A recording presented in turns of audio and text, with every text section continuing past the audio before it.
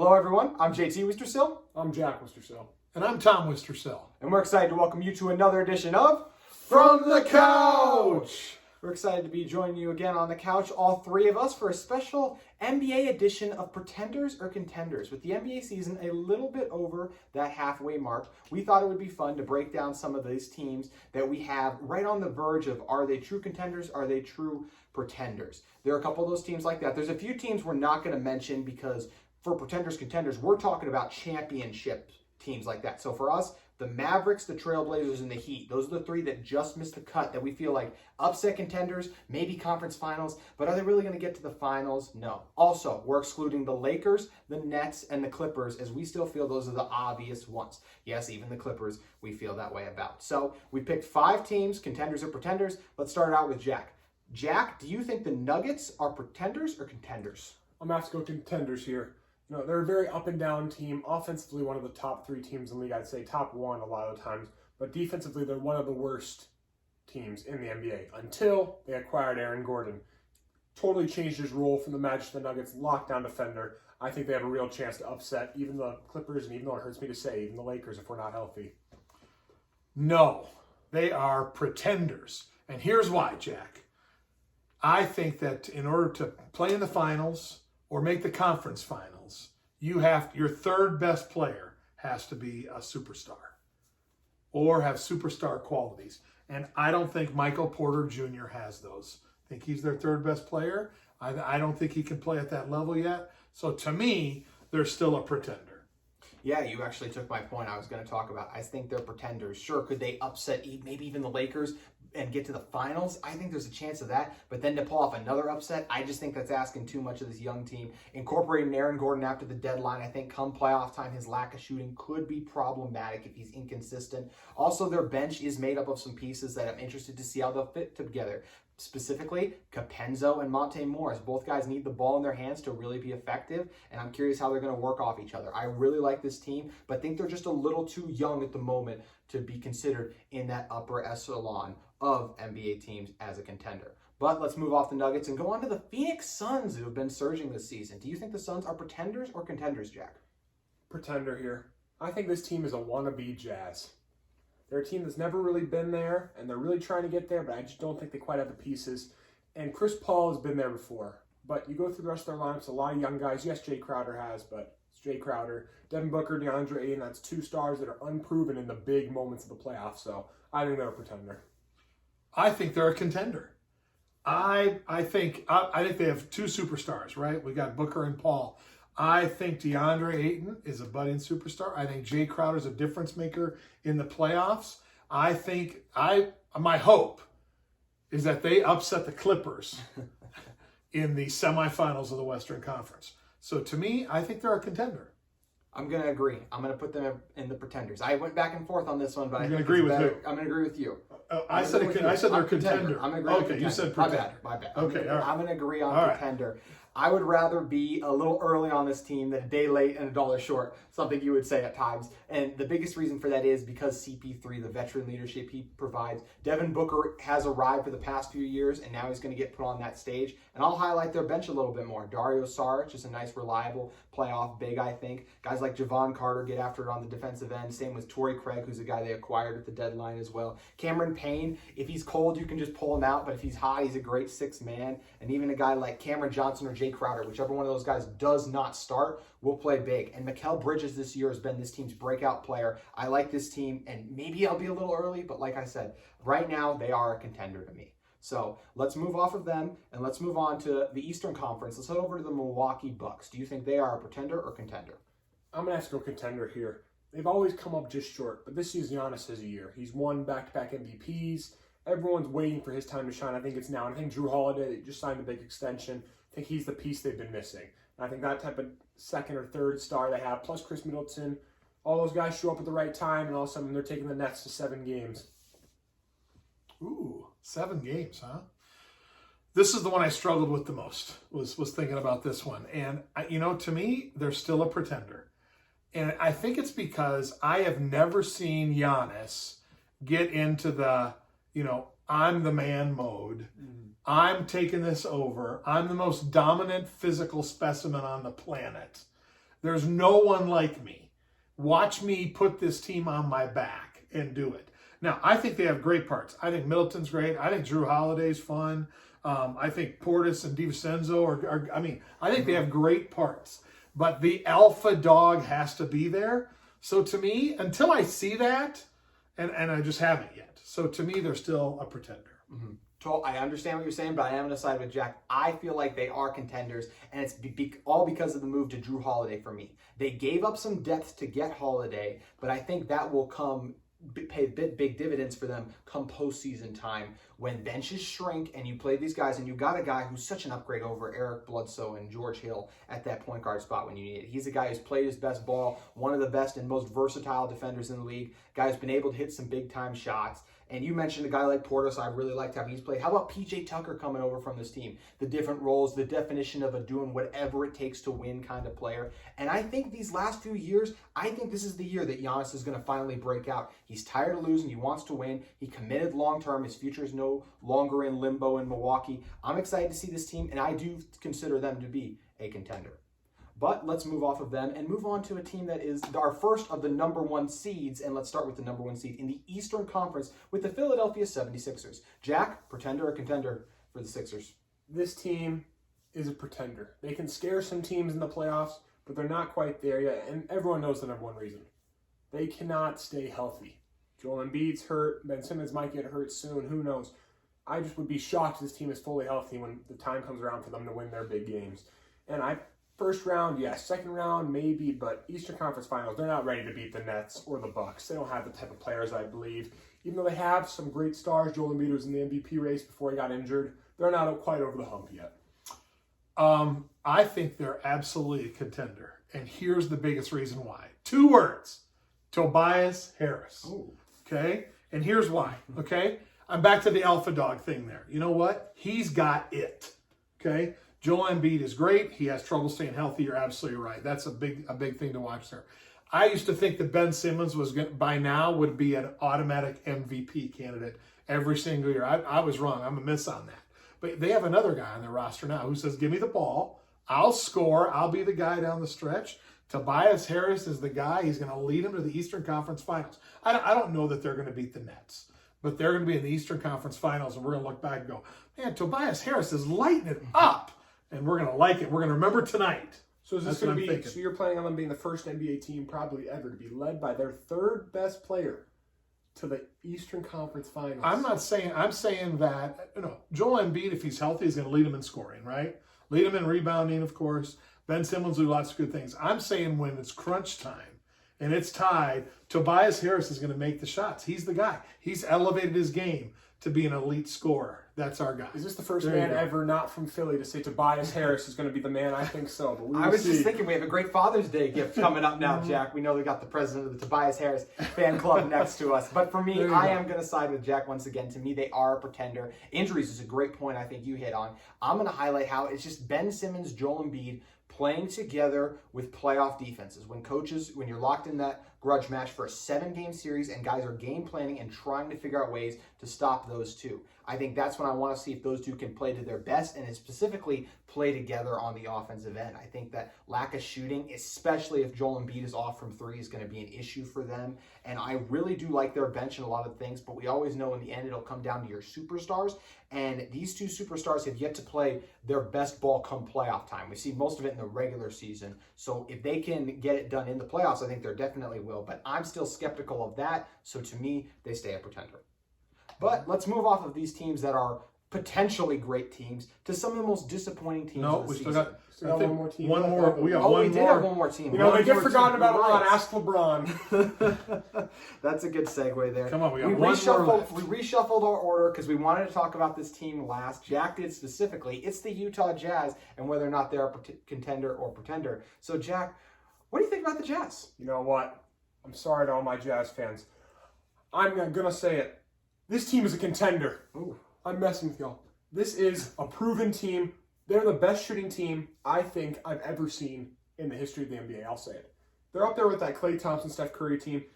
You watch them play, and they just don't miss much. They're great shooting. They play well together. Donovan Mitchell and Rudy Gobert aren't quite to superstar level. They're stars. We're not quite superstars, but with that type of team ball and shooting ball, I mean, if you shoot it well, you can win any game. So I believe that they can upset the Lakers, the Clippers, if they shoot it well enough. So I don't know, but I believe they're there. All right. Here's my thoughts on the Jazz. I agree with you. They're an unbelievable shooting team, like shooting we've never seen before, right? I think they have an emerging star who has been unbelievable in Jordan Clarkson. I mean, what he's done is, I mean, all of a sudden now they go to the bench and they still shoot threes, maybe sometimes even better with him. That's amazing. So here's my concern with them. Could they make the Western Conference Finals? Yes. Could they shoot the ball well? Absolutely. Can I see them beating the Lakers in 7 games with playoff intensity? I can't. I can't. So I guess I'll draw the line at, are they a contender? Yeah, they might make the Western Conference Finals. They also might play the Clippers before that and not shoot as well and lose Game 7 to the Clippers or the Lakers, something like that. But I just can't see them physically handling playoff pressure and shooting the ball like this. Now, I might eat crow at the end of the year because they'll keep shooting threes like this all the way to the NBA championship. I've just never seen it before. And we all know playoff basketball is, can you score in the half court? Okay, what's your go-to in the half court? And they're going to have to figure out how to hide Rudy Gobert's lack of offensive ability in the playoffs in 7 games against the same team. So good for the Jazz fans. They're fun to watch, but I don't know if it lasts. Yeah, I do agree with you. I see them as a pretender. And in the same way you do, they could easily make the conference finals. But just when it comes down to it, beating the Lakers, and then even after that, I just can't see them beating the Lakers. It's just tough. When you have one offensive star, he's not even a superstar. The last team we saw do that was the Raptors with Kawhi Leonard. And I don't think Donovan Mitchell is at a Kawhi Leonard point when it comes to his offensive game. We saw him play massive, huge against a team like the Nuggets, but that is a team that isn't as equipped to handle him from a defensive standpoint. Whether it be playing against a team like the Clippers or maybe even the Lakers with the KCP and Schroeder. I think if those teams lock in on Mitchell, I just don't know if he's going to have the same explosions he did versus that Denver team. So I do really like the Jazz. It is concerning they rely so heavily on the three. We haven't seen an NBA team ever win relying that heavily. The closest we ever got was those Rockets from a few years ago, led by James Hart. So really do like the Jazz. They've been an awesome story. They've proved everyone on this panel wrong. We thought they'd be way worse than they were in the regular season, but I still got to see it come playoff time from those other guys in the highest leverage situations against the best players in the world. Yep. So I teased it a little earlier. We talked about pretenders and contenders, but let's jump off that to the most disappointing teams of the year. Being as far as we are into the NBA season now, we've got a good feel for all of these teams, so we can look at their records and figure out the teams that we were too high on in the early portion in our season previews. So let's start out with Jack. The most disappointing team of the NBA season so far to you is? The Magic. And you guys probably think, oh, they just had a bunch of trades, a bunch of signs, all that stuff. They can't be that disappointing. Well, this team was projected to be the 8th or 9th team in the East. They make the playoffs just about every year. We always feel like we're watching the Magic at the end. All of a sudden, Vucevic's gone, and now this team is Evan Fournier's gone, and now this team is one of the worst teams, I think, in NBA basketball. I think they're going to be right with those top 3 picks when it's all said and done. They're just going to keep dropping down. They're playing guys like Cole Anthony, RJ Hampton, Chuma. Chuma's been awesome. Mo Bamba, Wendell Carter. They're playing these guys superstar minutes for NBA teams that are good. And none of those guys are ready for that. Maybe in 5 years we might look at this team and say, this is a team that had young talent that we should have been high on then. But right now I think they're going to be the most disappointing team this year. They look like a G League team to me. Hey, Chuma Okeke is so much fun to watch. I'm a huge fan of his coming off Auburn. A great story coming back from the injury. And Wendell Carter's also been a lot of fun down there getting some minutes. And Mo Bamba, please show signs of potential of the player I thought you could be all those years ago. So, but yeah, I agree. Just from what this team's expected, Magic, that's definitely a disappointment. How about you, Dad? Who are you going with for your biggest disappointment? My least favorite NBA team wears green, and that's the Boston Celtics. So, I like the fact that they're struggling because it's just being a Laker fan. I like seeing the Celtics struggle. They're a 500 team. Certainly they've had injury troubles. They do have some superstars. I'm not sure what's wrong. So what I'm thinking it is I'm wondering 2 things. One, Marcus Smart shoots way too much. Yep. He thinks he's way too good offensive player. And he's got at least 2, if not 3 better offensive players on the court with him pretty much all the time. My bigger concern is I think the team has tuned Brad Stevens out. I think they've heard enough. I think that it's just kind of run its course there. And I mean, it's still we're halfway through the season, so you can't say that you need to have a coaching change. But that's what I kind of see when I watch them in that. So they're a very big disappointment, which I'm fine with. But there's way too much talent on that team for them to be 500 when we're talking about teams like that roster that Jack just mentioned about the Magic. So anyway, what do you think of the Celtics? Not so fast, Dad. Ooh. The Celtics are not disappointing. They're having a bad start now, but when playoff time comes around, I expect them to be in the mix and them beating a team like a 3 or 4 seed around the Heat or the Pacers with an upset coming in. So I expect the Celtics to be there. Kemba Walker, Jaylen Brown, Jason Tatum, they'll figure it out. They're starting up bad. Marcus Smart has stopped shooting the ball, but Robert Williams. Yes, Robert Williams. That is the man that you guys need to remember. He's a star in the making. Robert Williams. Okay. What do you think of the Celtics? I think they are disappointing. I think they're headed for a disappointing first-round exit. We'll see what happens with Brad Stevens. I think that's a good point. To me, they're too young. There's not much veteran leadership on this team. Marcus Smart is, if he's a veteran, I'd say it's just barely at this point. Kemba, it doesn't really strike you as a kind of leader in that regard either. Even a guy like Tristan Thompson, I don't know if he's the best leader. So I think the lack of experience, especially come playoff basketball, will hurt them. And just their bench, it's a lot of young guys who have failed to step up so far. So I like that you highlighted. So when you say lack of experience, this is a team that just came off losing the conference finals last year, correct? No, they didn't make the conference finals. Celtics didn't play. Oh no, they did. You're right. In the conference finals. So that's interesting. You say lack of experience. Aaron Naismith, Carson Edwards, whenever he does, Romeo Langford, Grant Williams, even a guy like Ojale. These are all guys who played sparingly over those rungs when you factor in the different guys. Robert Williams, that's first year starting. I'm just saying, but you're naming 7th and 8th man rotation guys, so it's interesting that I'm saying their leaders are all pretty playoff experienced, I'd say. Mm-hmm. So I expect their experience to come through, and that's why they're going to upset some teams. Well, we'll be interested. Who do you got, JT? Yeah, I got the Warriors. This is a team I was high on coming in. I thought for sure they'd be in the playoffs. I thought because Steph Curry was going to have a phenomenal season. And Curry's actually lived up to all my expectations so far. 29 points per game, 5 rebounds, 6 assists. Would be an MVP candidate if this team had a little bit of a better record. Even Wiggins has been, he's probably the second best aspect of this team in a positive note. He's been pretty efficient this year. He's averaging right around that 18 points per game he does. And he's playing some of the best defense, better than he ever played in Minnesota. But then let's shift into the blame side of things. And the first guy up for me is Kelly Oubre. And this is just in no particular order, but Oubre is shooting 40% on layups this season. Steph Curry is shooting a better percentage from 3 than Kelly Oubre is on layups. So that's obviously a horrible stat. And Oubre is 30% from 3. He's been a disappointment, especially considering the cap hit they took on by trading for his contract. Also, James Wiseman. This is a guy a lot of people on this panel thought could be a Rookie of the Year candidate. Me? And it's just been disappointing with COVID, injuries. You mentioned earlier today when we were talking, the lack of passion out there looks lost in moments. I don't think him and Steve Kerr have been best of buddies. They're not the best coach-player relationship we've seen, so his development's been disappointing as well. Even Eric Pascal, that was a guy I was really high on coming into the year, and he's only averaging 9 points per game after last year looking like he could be in for an explosion this year, his first year in the league. And Draymond, he's only at 6 points per game. I know he's not much of a scorer, but his team, he's a winning player. And his team could really use him to step up and take on a little bit more of that scoring role. And even their bench, it's been a bunch of underwhelming guys who also, they're not playing good defense as a team in general. They gave up the 4th most points per game in the NBA. So, yes, they shoot it all right from 3, but you got to play defense. This Warriors team, with the way Curry's playing, even though he's missed some games, should definitely be in the playoffs. And to me, they're a massive disappointment so far. What do you think? This is a disappointing team as well, but I wouldn't be surprised. I'd be very surprised not to see him in the play-in tournament when it comes around. This is Steph Curry we're talking about. This is the greatest shooter of all time, one of the greatest players of all time. He's trying to get to that level. So I'd be very surprised not to see them in the mix. But in the end, right now, why they're disappointing to me is that when you ask a normal NBA fan to name Warriors bench players, they can mostly probably name 1 to 2. We have a lot of no names out there. And they need to get some better bench players because you can't only play 5 guys. You mean Damian Lee? No love for Damian Lee? To me, the Warriors look like they spend a lot of time during games kind of going through the motions. It's kind of like, hey, we're going to play hard for a while. Are we in the game? Great. Okay, we'll play. Well, we're not in the game. All right, let's just throw the ball around, throw up some threes. Draymond can get a tee.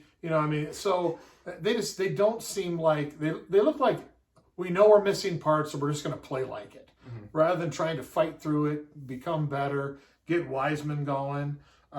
Wiggins is probably having, I won't say his best year. It might be, honestly. It might be. It might be. It's up I mean, there. that's amazing. If he even has a pulse going, that's amazing. So I guess they are disappointing, but I should say they're disappointing probably because they're the Warriors and they have Steph Curry. Yeah. It's not a surprise to me where they're at because their parts just don't fit and look good together right now. So it wouldn't surprise me if they're barely in the play-in tournament or not. I mean, it's just kind of on that bubble right there. We'll see what happens. You know what, Adam Silver, you need to do everyone a favor, though. Can we get this team off TV? The Warriors play so many TV games. I feel like every time I flip on NBA basketball, the Warriors are playing. It's usually a 20-point game. So I think you just help out the NBA community by getting them off the television more. I'm with you. Get more. I want more Suns games. I want to see the Suns more, right? And I want to see the Trailblazers more. And Those are if the you two don't teams live on in the Utah, West. you need to see the Jazz play more. They're super fun to watch. Yes. Utah should be nationally on more. I'll give you that. I know another team that could use less airtime until their stars get healthy. Timberwolves. No, they don't get any airtime. They don't deserve any airtime. Yes, Lakers don't deserve much right now either. So we're just waiting to rest and be ready for the playoffs. And I'm not going to say how many times I've watched Karl Anthony Towns dunk on Joel Embiid in the past 48 hours. But we thank you guys for joining us on another episode. This is going to be our last NBA one for a little bit. We're excited to jump back into draft coverage. That's how this show started. And we're excited to dive into position rankings, other rankings for teams. So it's going to be a lot of fun the months of April. I am very excited. He is right about that. But we thank you guys as always for joining us along this journey. And we'll see you guys very soon on another edition of From the Couch! We'll see you next time.